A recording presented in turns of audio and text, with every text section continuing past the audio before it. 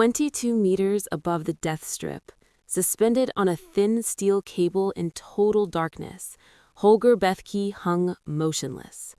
Below him, the most fortified border on Earth glowed under floodlights. Tank traps, barbed wire, guard towers, armed soldiers with orders to shoot on sight.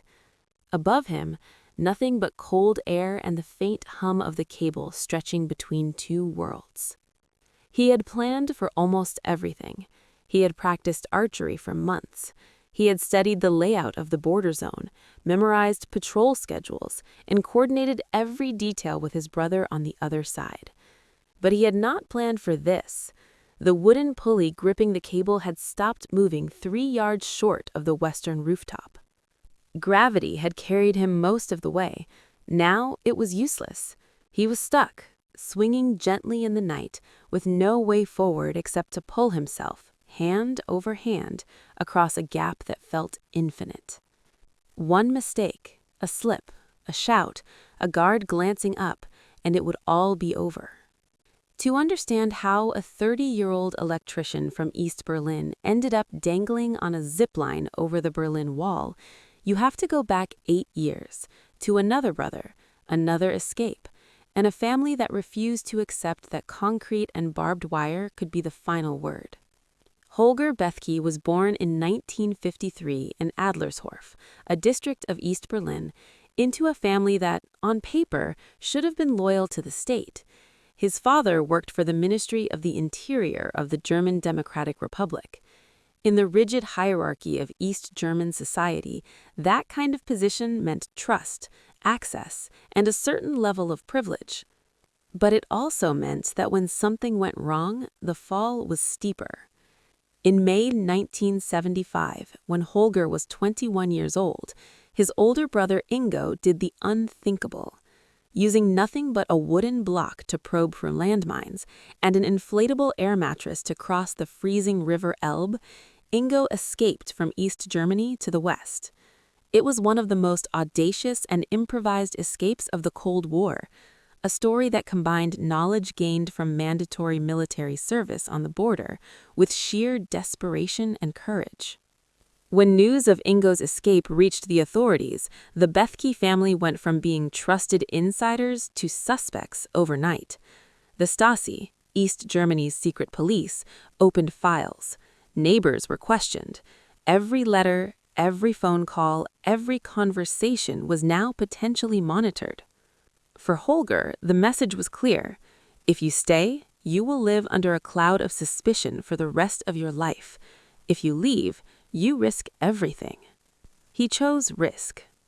But leaving East Germany in the early 1980s was not like leaving in 1961, when the wall was fresh and security was still being refined. By the time Holger began seriously planning his escape, the border had become a laboratory of control. Seismic sensors detected tunnel digging. Infrared cameras tracked movement at night. Dogs patrolled the death strip. Snipers in 302 watchtowers had standing orders to fire on anyone attempting to cross. The wall itself had evolved. In many sections, it was no longer a simple concrete slab.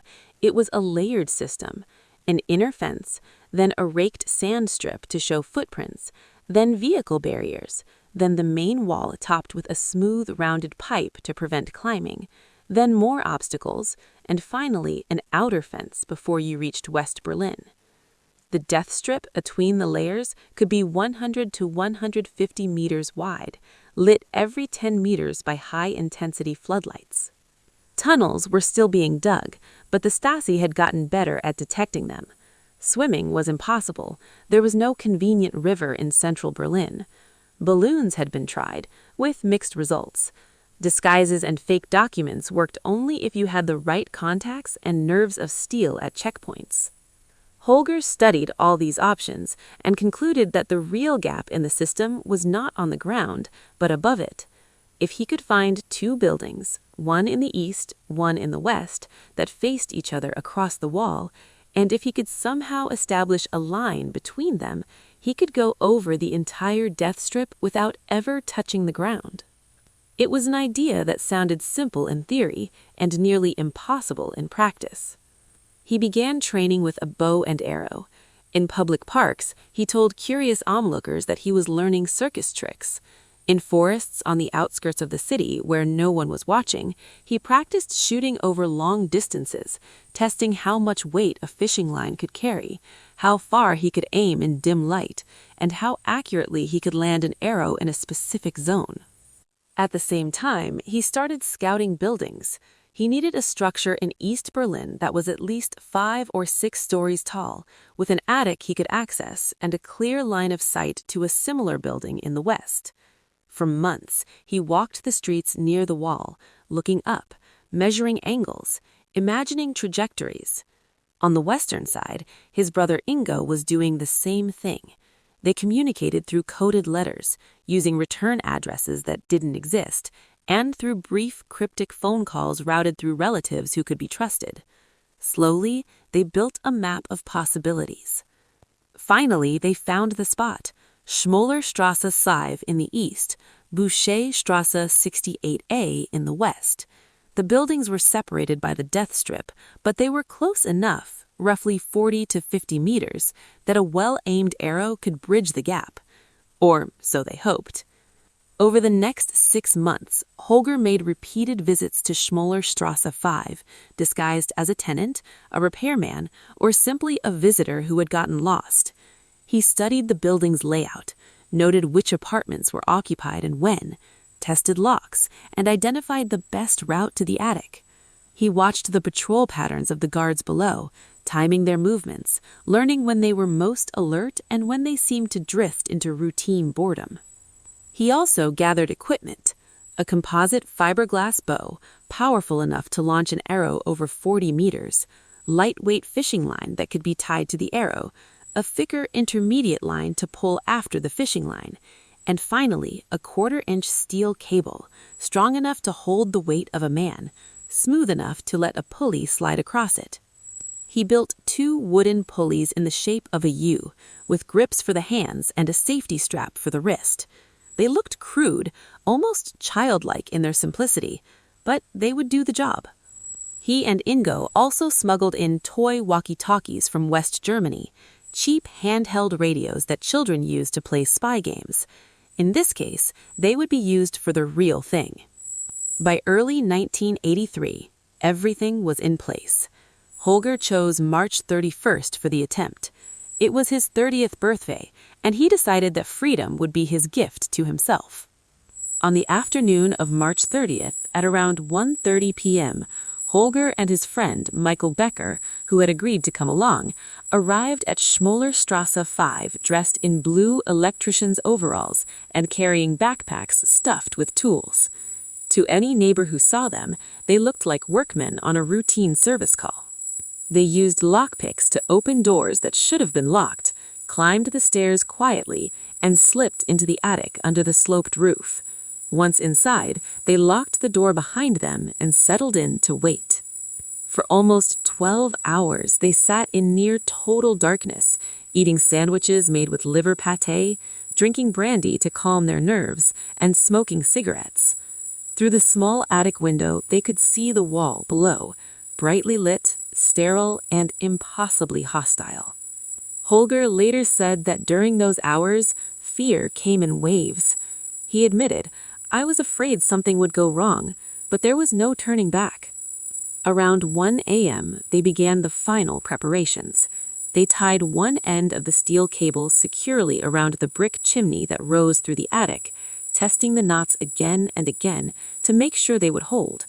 On the walkie-talkie, Holger whispered to Ingo, who was waiting in the courtyard of the building on the western side with a rented car. Now came the hardest part, getting the cable across. Holger opened the attic window, loaded the bow, and tied the lightweight fishing line to the arrow. To keep the line from tangling as the arrow flew, he wound it around an empty champagne bottle, which acted as a makeshift spool. He took a breath, aimed into the darkness, and released. The first arrow flew, but the fishing line snapped in mid-flight. The arrow disappeared somewhere in the death strip, and the line fell uselessly. The second arrow vanished into the night and was never found. Holger had one arrow left. He loaded it, adjusted his aim slightly, and fired. This time, the arrow sailed over the wall, over the floodlit zone, over the western rooftop, and landed in the interior courtyard where Ingo was waiting. For several agonizing minutes, Ingo searched the courtyard in total darkness, feeling along the ground, trying not to make noise. If he couldn't find the arrow, the entire plan would collapse. Finally, his hand closed around the shaft. He pulled the fishing line gently. On the other end, Holger felt the tug and began feeding out more line. Once the fishing line was fully across, Ingo used it to pull the thicker intermediate line. Then he used that line to pull the steel cable, inch by inch, across the death strip. When the cable reached the western side, Ingo tied it to the rear bumper of the car.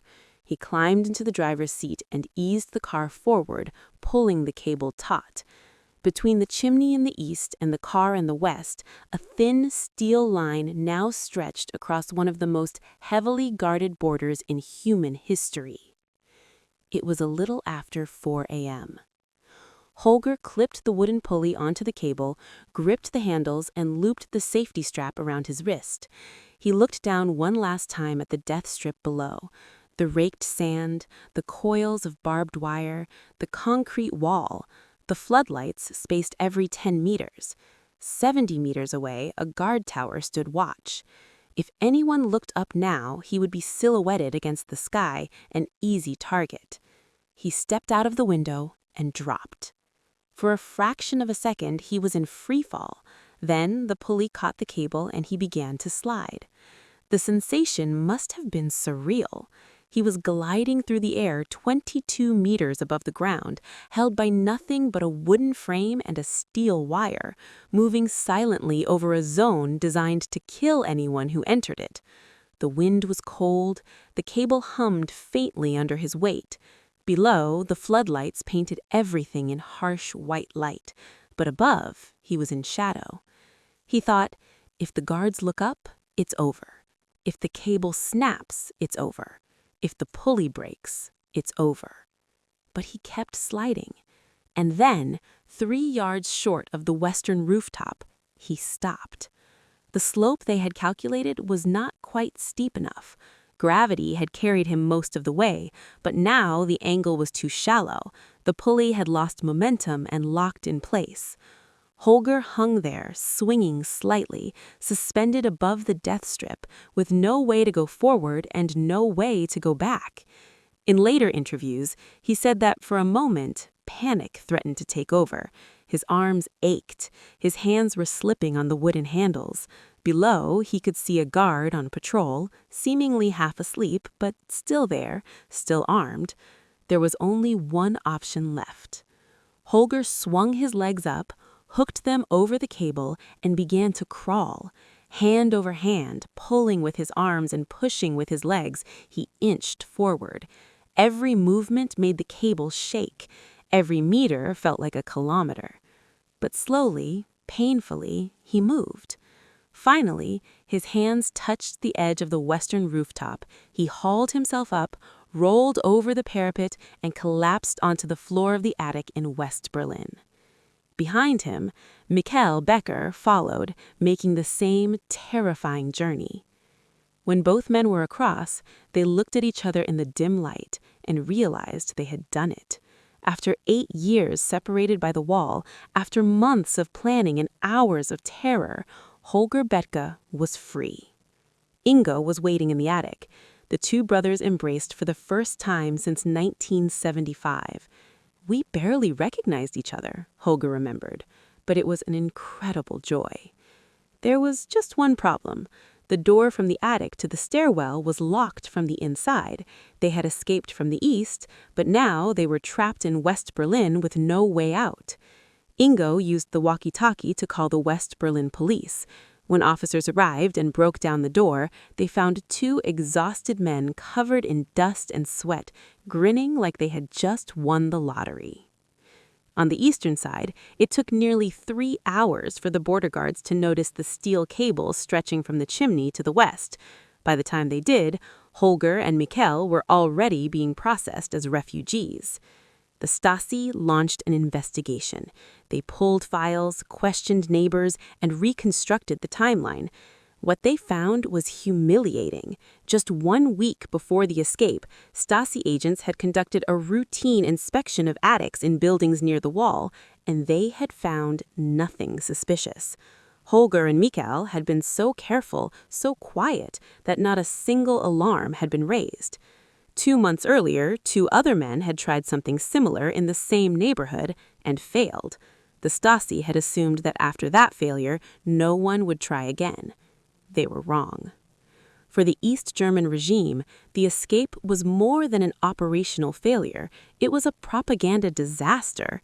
Here was a system that claimed to represent the cutting edge of socialist progress, a state that had poured billions of marks in fortifying a border, deploying the latest surveillance technology, and training thousands of guards, and 2 ordinary civilians had defeated it with a bow, a fishing line, and a steel cable bought at a hardware store. The Western media loved the story. It had everything: ingenuity, courage, high stakes, and a clear moral line between freedom and oppression. The contrast was stark. On one side, a rigid, centralized state with guard towers, machine guns, seismic sensors, infrared cameras, and standing orders to shoot. On the other, 2 brothers coordinating with toy walkie-talkies, homemade pulleys, and a plan that depended on physics, patience, and trust. That difference between a system built on control and a culture that rewarded individual initiative was exactly what many Americans saw as the defining advantage of the West. It wasn't just about having better missiles or bigger economies. It was about having societies where a young man could teach himself archery, study engineering principles, and use that knowledge to literally fly over the most infamous wall in the world. Holger Bethke's story did not end on that rooftop in March 1983. There was still a 3rd brother back in the East. Egbert, the youngest of the 3, had been only 16 when Ingo escaped and 24 when Holger made his zipline crossing. He had grown up watching his older brothers disappear, one by one, into the West. He knew that the family name was now permanently marked in Stasi files, and he knew that if he wanted freedom, he would have to take the same kind of risks. For 6 more years, Ingo and Holger, now both living in Cologne and running a pub, planned a final operation. They saved money, sold the bar, and bought 2 ultra-light aircraft, tiny open cockpit planes with just enough power to carry 2 people. They painted them in camouflage green, added Soviet red stars to the wings, and designed fake military uniforms. On May 26, 1989, exactly 14 years after Ingo had floated across the Elbe on an air mattress, the brothers flew those ultralights from West Berlin into the east, landed in a park near the Soviet War Memorial, picked up Egbert, and flew back over the wall. The entire operation took about 16 minutes. When they landed in front of the Reichstag, all 3 brothers stood together in the West for the first time in many years. 6 months later, the Berlin Wall fell. For American audiences, the Bethke brothers' story is not just a collection of daring escapes. It's a case study in what happens when ordinary people decide that freedom is worth any risk. It's a reminder that behind the grand geopolitical struggles of the Cold War, the arms races, the summits, the proxy conflicts, there were millions of individual choices, each one a small rebellion against systems built to keep people in line. Ingo used a wooden block and an air mattress because that's what he had. Holger used a bow, fishing line, and a steel cable because he understood physics and knew how to improvise. Together, they used ultralight planes because Western recreational aviation culture had made such machines available to ordinary citizens, something unthinkable in the tightly controlled societies of the Eastern Bloc. Each escape was different in method, but all 3 shared the same foundation: the belief that individuals working with limited resources and a lot of courage could beat a system that claimed to be unbeatable. And in the end, they were right. The wall that was supposed to stand for 1,000 years lasted 28. The regime that spent billions fortifying a border collapsed under the weight of its own contradictions. And three brothers who had once been trapped in East Berlin ended up standing together in a unified Germany, proof that no matter how high the walls, how bright the floodlights, or how sophisticated the sensors, the human desire for freedom can find a way. Holger Bethke made his crossing on a steel cable 22 meters above the death strip, centimeter by centimeter, with nothing but wooden handles and sheer determination. It wasn't elegant, it wasn't high-tech, but it worked. And in doing so, it reminded the world that sometimes the simplest tools in the hands of determined people can defeat the most complex systems ever designed to keep them trapped.